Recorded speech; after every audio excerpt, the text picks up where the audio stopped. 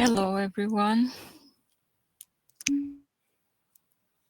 I hope you can hear me.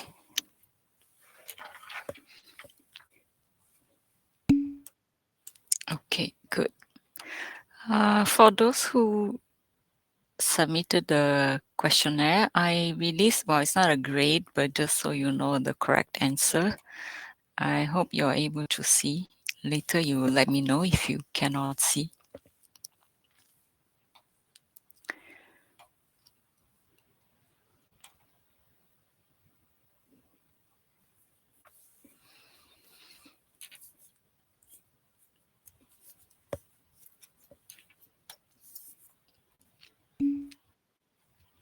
Okay, can see. Good. Thank you.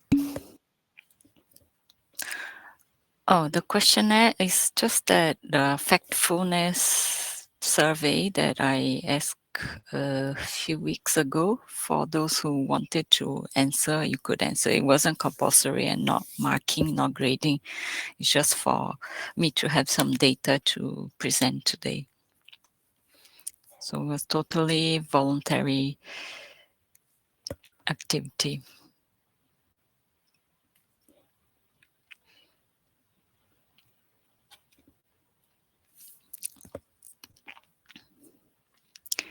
Okay, so shall we get started? We should be a short session. So let me share my application. No, share window.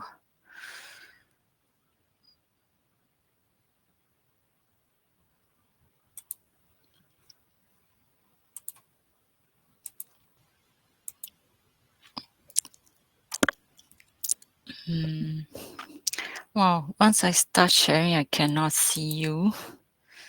So I cannot see if you type in the chat. Somebody can unmute and tell me if I'm sharing the screen. It's a PowerPoint slide on factfulness, lecture 7.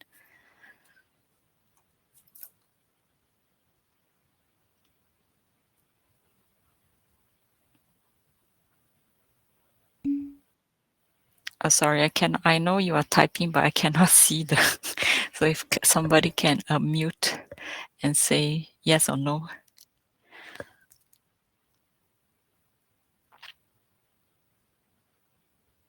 Please, just yes or no, you do. Yeah, we can see. Oh, okay, thank you so much.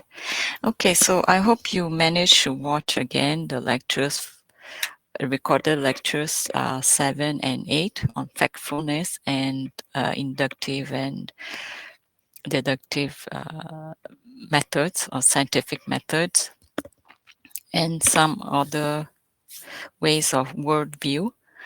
So I will share some slides on factfulness. So where the factfulness comes from, our thoughts, they will always be based, there will be some cause and the way we think, and the way we think is based on our emotions, the way we are brought up, so our background, the way we are, the personality, family, cultural, and society will affect the way we think. And sometimes they are not actually true. They are based on beliefs. So to understand the world we live in, we have a biased view, but we can try to have less bias on the way we see. And one example is a book. So if you watch the lecture, the lecturer brings this book called Factfulness, which was written by Hans Rosling. Unfortunately, he has passed away, but they have a website called Gapminder, and it's still run by his family, his son, and if I'm not wrong, his daughter or wife. They are running the the website to try to deal with misconceptions and how we can avoid this. The way uh, have be more based on facts than emotions or beliefs that we might have. So this is an example of, so this is the cover of the book, which is called Factfulness. And the other one, the other picture is from the website. So if you're interested, it's quite fun. You can do some tests, and the questionnaire is also from the website. If you watch the recorded lecture, there is also another video inside, which is also very interesting. Hello, Miss Penny. Yes. I'm not sure if you're trying to share like in presentation mode, Oh, but I don't think it's presented yet. it's not presented. Oh, so let's go back again. Where am I? So let me see how. Thanks, Huda. Uh, where should I? So is it this? Do I? Mm-hmm. Let me try. So I don't know why every time I get this wrong.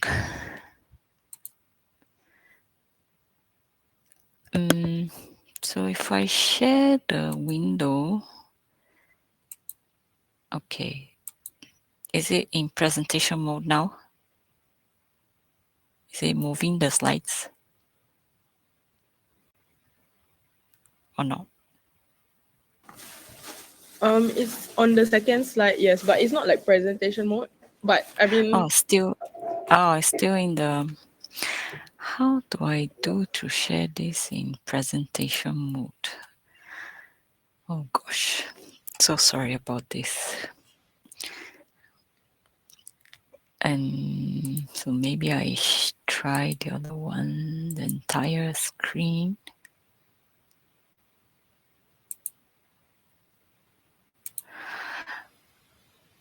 If I do like this, does it work? yes, it's Okay. working right now. Well, now the slides are moving in presentation. Yes. Okay. So this will be the book Factfulness, and the other one is the just a screenshot from the website Gapminder, that you can do some tests that it says you're probably wrong about different subjects, different topics. You can go to the website and check for yourself if you are right or wrong, or what are based on the facts, or have still if we still have some misconceptions based on what we see and our worldview, which is generally biased towards one side or the other. So there are 10 dramatic instincts. So these are from the book. So that's the way we see the world. So there are 10, but we will cover only two, the first two, the gap and the negativity. So the dramatic instincts, they explain why people's perception of the world is different from the reality, from how it is in fact. So the gap is because we see the world in either good or bad. We divide the world in two, good and bad, and we hardly see the middle part. So as we always say, we say but don't practice, is to look for the middle, look for the majority, look for data that uh, provides more information. So there will be more data in the middle, not on the extremes. So we don't look for what is really bad or what is really good. There's always something in between that will be the majority. And negativity is, we have always, most people will see in a negative way. So based on the news are usually, most of the news will come in bad news. And we think that the world is getting worse instead of getting better. And we tend to be dramatic. So how do we avoid this? Or there are the other 7 dramatic instincts will be straight, so means a straight line. The size means the reference, if it's big or small. What are you comparing to? The fear, so you have the fear of change, for example. Generalization, so you generalize that one thing is bad, the whole thing is bad. Then the destiny is like, everything is going bad, so it's related to negativity. We tend to think that the destiny is not bright, but we have to uh, see that there are small improvements. So there is improvement. The single, the blame, and the urgency. So these are all the instincts that we might have. In the recorded video, they will show how you can avoid these other dramatic instincts. So how to not be so dramatic regarding the world we live in. And to avoid this, these two, gap and negativity, will be is to be base our thinking on facts and data. So how do we do that? Is we do a global framework, not only in localized, and we take the proportion and trends. We look at this is what we see in this small group. What's the proportion of this, and is there a trend? And if it's only a small group, so means we are looking at on the extremes. We should be looking at the general view. And the fact, learn to defend against dramatic interpretation in the future. So you don't jump into conclusions and have dramatic thoughts about what is given. And another way is to learn to recognize and control the dramatic instincts. So once you know we tend to have these dramatic instincts. So first step is to recognize. So you will don't jump into that instinct. You will recognize that you're either having this, going to this gap or negativity instinct. Then you can control this and evaluate and look for more data or facts to say that you are going the right direction or you are being too dramatic. So the Gapminder, the website was about our worldview. So that's why I ask you to answer those questions without checking the internet because I wanted to, the exercise is to see how do you see the world and not to get the correct answers. If you look on the internet and get correct answers, we are not fit. It's not fit for purpose, the exercise, but we will see how you did. Most of you, I think, answered from your perspective. Some, I believe, you have checked the internet. But so I'll present the results from the questionnaire, from the survey. So there were a few questions on poverty, education, vaccination rates, where the population lives, and so on. So the percentage from the classroom, we have 32 students. From the 32, 15 answered. So it was 47%. Oh, sorry. this is data from last year. Oh gosh, then I'm presenting the wrong results.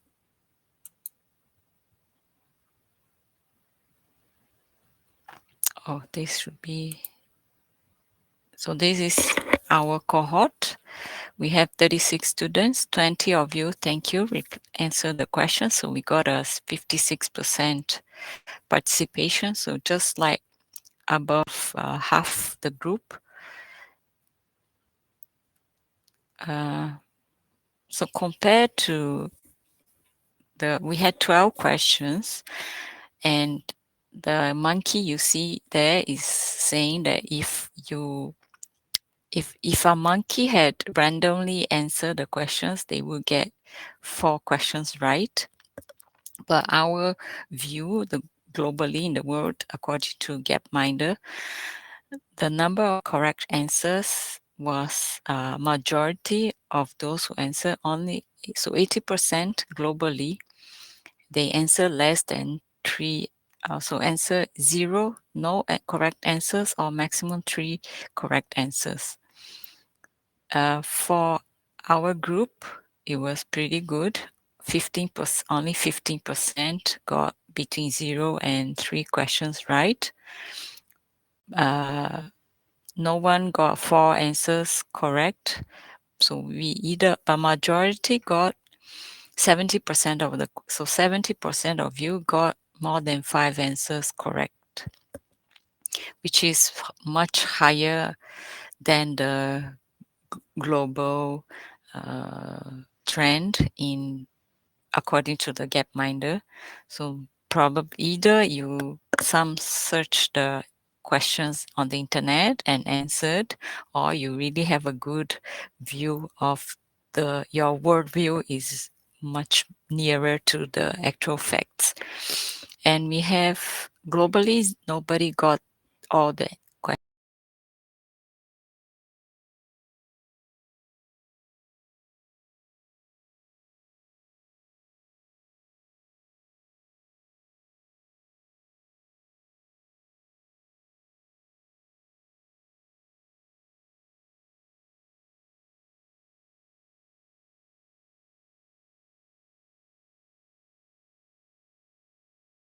Choice. So that's where we might have some how to say, the answers might not really reflect the knowledge of the person, but just luck that you guessed the right answer. So compared to the other cohort, so we have from last term, we had in TR2, 42% were in the majority of the global population, getting around 3 answers correct out of 12. 14%, around 4, then 44% above 5 answers correct, and no one got 12 answers correctly. So we go through the questions. So although the question was randomly posed, so I'll go through all the questions. So the first question was, in the last 20 years, the proportion of the world population living in extreme poverty has almost halved, to remain the same, or almost double. The correct answer was almost halved. 90% of you answered correctly, so much above the average from any other country. And we have Australia as comparison, is only 6% got the answer correct. So extreme poverty has almost halved in the last 20 years. So means situation is getting better economically. How many of the world's 1-year-old children today have been vaccinated against some disease? So the correct answer is 80%. So most of the 1-year-old children, they are vaccinated. You got 70% of you believe that kids have been vaccinated. So again, much higher than the majority. And how did the number of deaths per year from natural disasters change over the last 100 years? So death from natural disaster is now less than half, and 80% of you again got the answer correct. So means majority of the respondents globally, according to Gapminder, they have a more negative view because only few people thought the rate of death by natural disaster reduced. And where does the majority of the world population live? Is low, high, or middle income countries. So 65% of you got it right. That so means majority live in middle income, and globally they still believe that majority will live in low income. So we are seems like our group has a better view of the world. Then worldwide, 30-year-old women have spent 10 years in school on average. How many years have women on the same age spent in school? The correct answer was 9 years. 70% of you again got it right. Then this was the toughest question that most of you didn't get right. So only 20%. I guess it's a bit confusing with the distribution of the dummies there in the maps, the dolls. But majority, so the correct answer would be map A, where majority lives in Asia, the pink. Then the other three continents are Europe, Africa, and the Americas. They have distribution is quite similar. So map A would be the correct answer, and 20% of you got it right, which is below the average globally, but still around the same as people in Japan, Sweden answered. The UN predicts that by 2100, there will be an increase in population by another 4 billion people. And what's the main reason? Is more adults is the correct answer. 45%, so about half answer correctly. Although we might tend to think there is more children, but actually it's increasing. Not so many children, it's adults that we will have more. So increase in life expectancy, there will be more adults. And in all low-income countries, how many girls finish primary school? So is 60%, is just above half of the girls in low-income countries will finish school. 60% of you got it right. Whereas the global view is that very little people believe that the girls in low-income countries finish school, primary school. And how many children will there be in 2100 according to the UN is 2 billion children. 60% of you again got it right. And how many people in the world have some access to electricity? The answer is 80%. 80% of you answered correctly. And the life expectancy is 70 years old for the world population, 95%. So almost all of you answered correctly that life expectancy is high, 70 years old, although this is an average. And in terms of endangered animals, tigers, giant pandas, and black rhinos, they are listed as threatened in 1996. So the question is if any of these became more critically endangered. The answer is no, they didn't become more endangered, and 40% of you answer correctly. So we see that according to the answers, majority didn't get it right. So means they have a more negative. Generally, the global view is that the world is not doing so good. Is quite a negative view, but our cohort is very optimistic or realistic and got a lot of the results, or most of the result, all the results above global average. So either you are very aware of the facts that how the world really is, or you're very optimistic, or you just guess the answers correctly by luck when we see. But this is just an exercise for you to see that we might be biased in terms of how we see the world. And then we move on to the second part, which is the fundamentals of scientific reasoning and critical thinking. So the myth, so we have myths and facts. So the facts are directly given to careful and unprejudiced observers.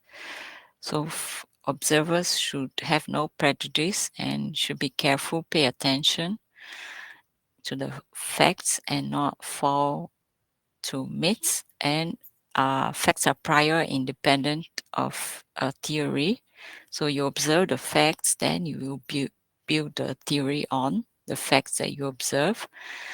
And the facts are the firm and reliable foundations for all scientific knowledge. So all scientific knowledge, as we have been seeing throughout these few weeks, is based on facts, observations, and facts and experiments. And we have the Western science, we have the Eastern, but Western is what we have, the globally is more, I say biased of, based more on the Western science. They are empiricists, so they observe. Empiric means experiments, so they make observations based on experiments. And we have the logical positivists, so it's logic rather than observations only. So they observe, but also based on logic, relationship between the let's say action and reaction. We have also the Eastern science, but which lay the foundation because they're much older than the Western science. So we have the Indians, the Chinese, the Persians, the Middle Eastern, all traditional scientists or not, or philosophers from that time. And judgments of the observations are based on previous knowledge. So as we saw in the previous lecture, knowledge is built on previous, or science is built on previous knowledge. So it's it grows based on previous information and observations and facts, but they also include bias and misconceptions. And we have the deductive and inductive reasoning. So deductive is a top-down, so all the premises must be true, then the conclusion will be true. If one premise is not true, then the conclusion will be false. Inductive reasoning is the way we do science. Modern science is done by inductive reasoning, so it's based on observations. And based on observations and samplings, then you get into, you generalize and form a conclusion, but that can be tested. So that's the basis for nowadays science, is that you collect observation, collect data, and you get into conclusions, can form theories, but all these can be tested. So that's one premise for science, is that it has to be tested. That can be tested, that is wrong, but it will, you try to test it wrong, but it will withstand, but eventually it can be tested wrong. So some hurdles for inductive thinking is you need a large number of observations, and so how many would be enough? So there are, in science, we have some parameters or standards that say we need at least this number of observations. That's the minimum. So at least 3 observations or 3 replicates is the bare minimum. But the more you have, the more consistent will be your data. And observations must be repeated under varied conditions. But how varied the conditions are not too varied, otherwise you don't know what is the result of the effect you are trying to, what's the effect of the variable you're testing. And no observations should conflict from derived law, so no room for exceptions, but we should have room for exceptions. So although the inductive reasoning has these hurdles, these obstacles, is still the method that is used to predict and explain the laws and theories that we have. Um, but we still have to have some conditions and control over the parameters we are studying so that you can have a more robust scientific reasoning. Then they talk about Karl Popper, who says that the theory cannot be proven to be, if the theory cannot be proven to be true, it can be proven to be false. So the main purpose of the scientific knowledge is to progress by learning from mistakes. So you find mistakes in some or false assumptions or false conclusions, then you will learn from these mistakes and progress. So it's incremental knowledge. So the experiments should eliminate factors that will affect the results. That means appropriate setup. So only one desired variable or effect is tested at a time. So it's incremental. You slowly test one variable at a time. And we saw also that the science progress is incremental, but also in a start-stop motion. So it needs to accumulate a body of knowledge before it can evolve. There is the human factor. It means it go up to the head, the power. So there is the science is created by humans. So that's the human factor, that you have some scientists will have egos that will come before the main purpose of incrementing the knowledge. So it takes a while for them or scientists to accept some theories. So we have the stage. They have these stages for paradigm shift. First, they will say, "Oh, this discovery, for example, is nonsense. This is is a lie or doesn't make sense at all." So after a few years, then they start to think, oh, that it might be interesting, but it's not really true or got something behind.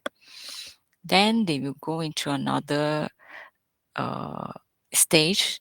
So few years later, or few months of years later, or even decades, they will say it can be true, but it's not important. We stick to what is believed, the older paradigm.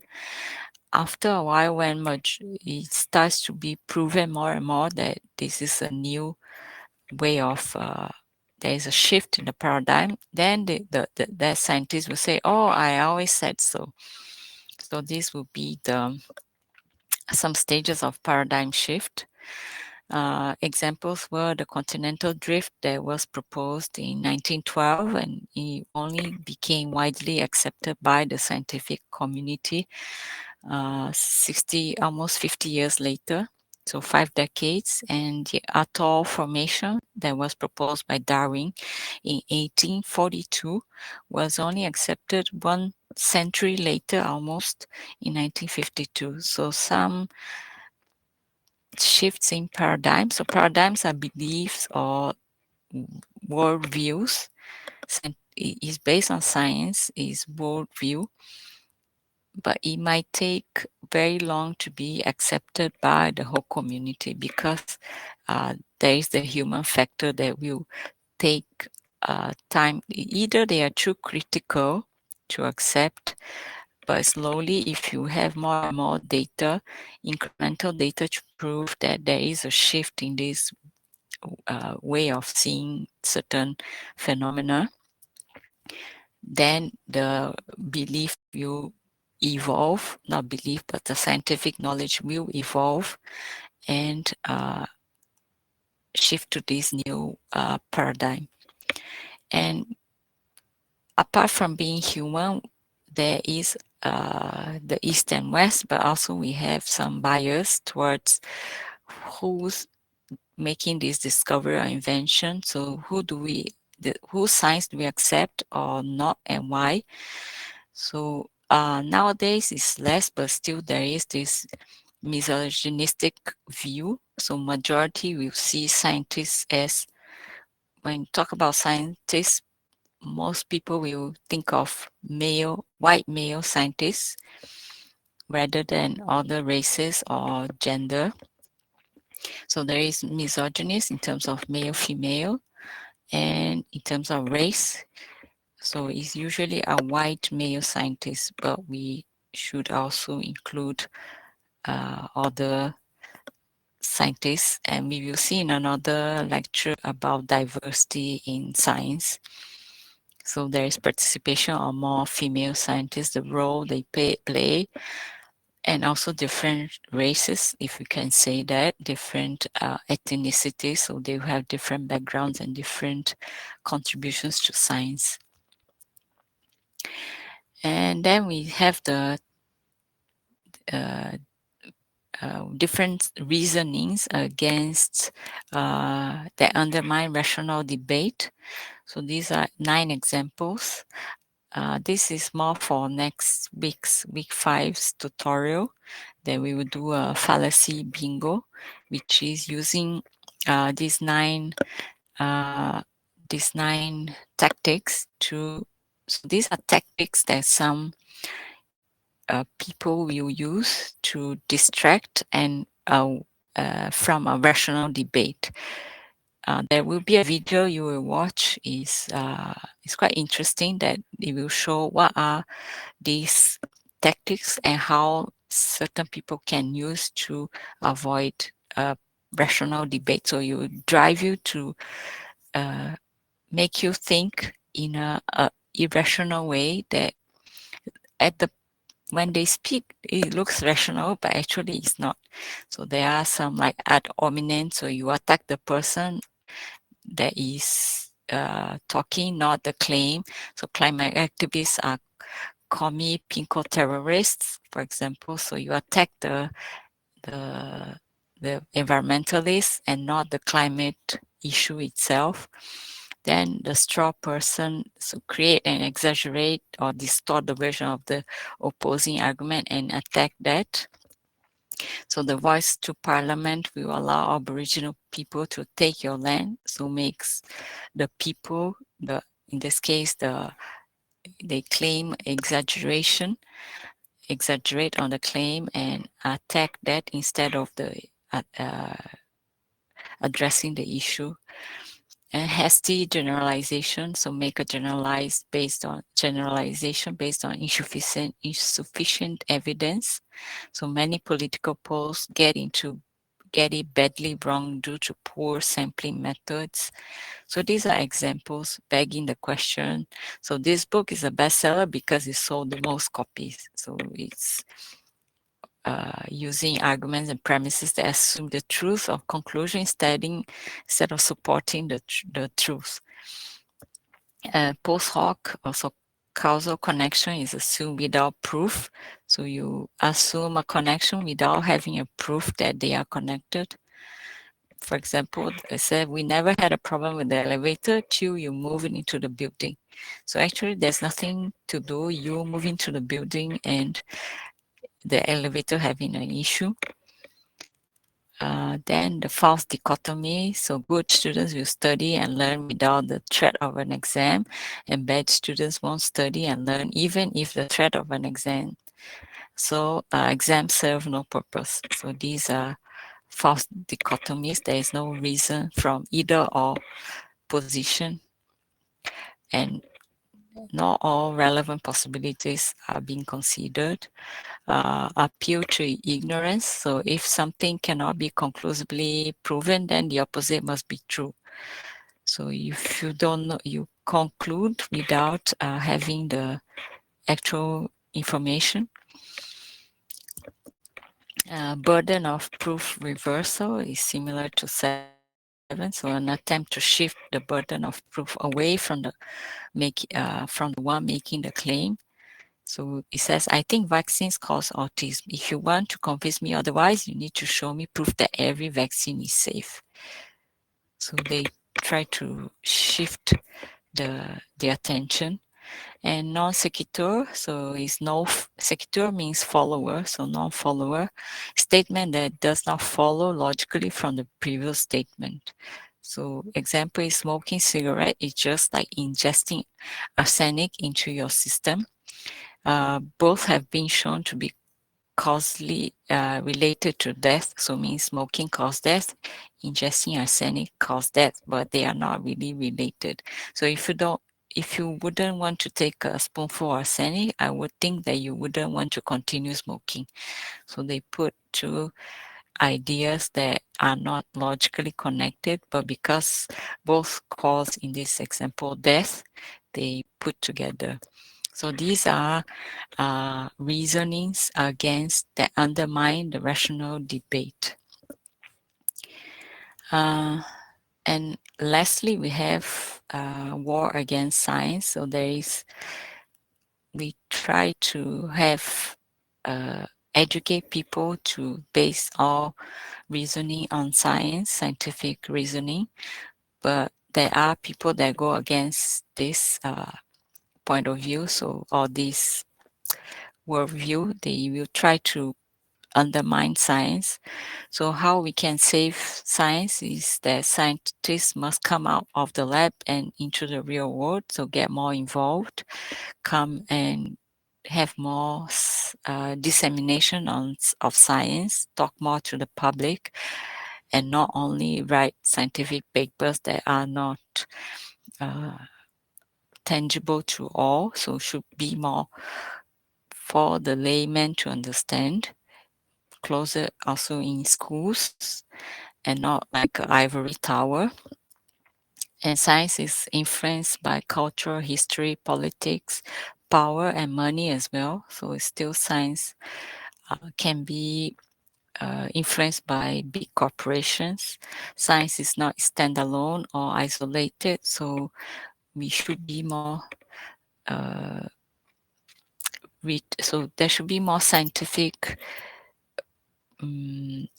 outreach, so the majority of population can have access to scientific reasoning and be able to have this critical apply critical thinking.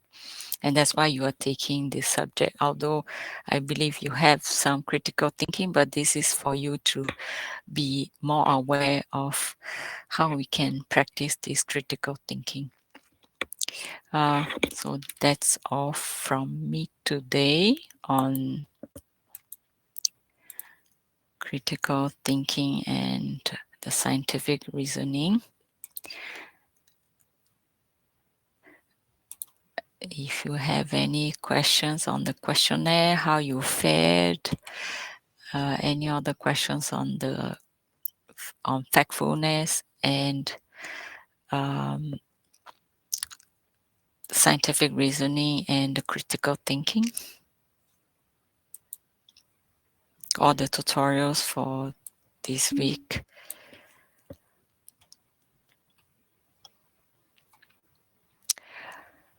Yes, I'm supposed to give you the feedback. So the question is, if I'm going to give feedback on the paragraph. Yes, I have to do, because your big idea assessment is due soon.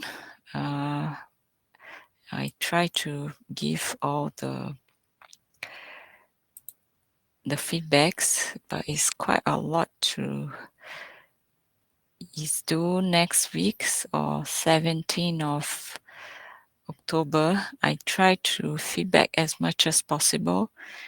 Some doesn't have much, but some you need some more, some improvement. I'll try to give feedback as soon as I can so that you can work on the improvements if you have to. Well, some submitted two paragraphs, some one paragraph, so to improve on the second paragraph. Yes, I will feedback.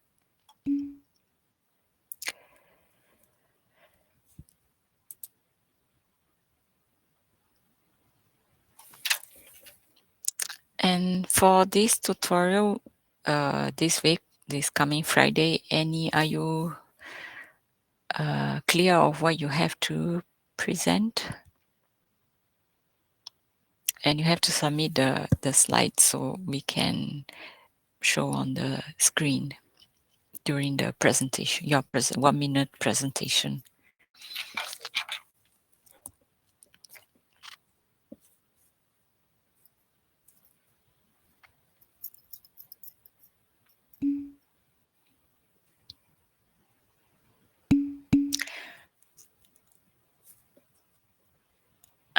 So the question is only provide reference for what is in the one PowerPoint slide. Yes, it's whatever you mention in the slide, then you have the you have the citation in the slide, and then you have the reference.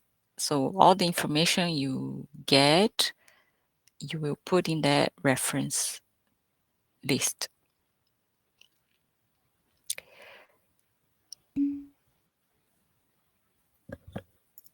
And the reference you don't really have to present, you just need to add as a second slide, but you will present only on the first one, which is the scientist you chose of your choice. So there's no need of so only two slides.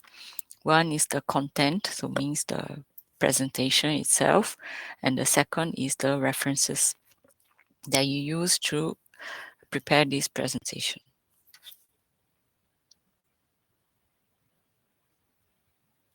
And you don't need a very long list of references. A few, maybe 5 will do next.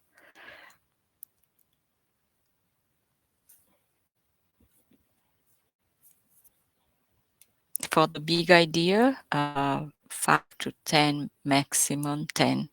Don't need more than that.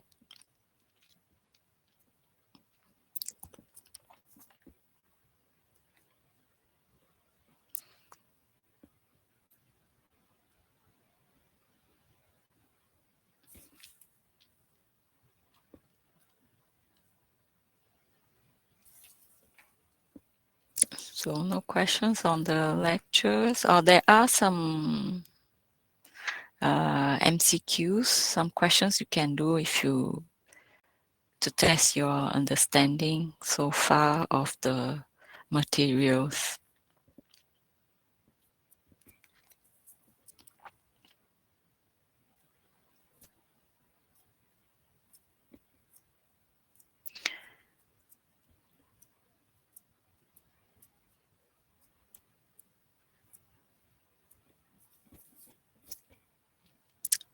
If no more questions on any topic, either from today or the past sessions or the tutorials, then I will wish you a good evening, and I see you on Friday during the tutorials for the 1 minute presentation. So you will be able to read if you prepare a script to read is fine, but for the final presentation, which is the group, it will be you will have a higher mark if you don't read the script. Okay.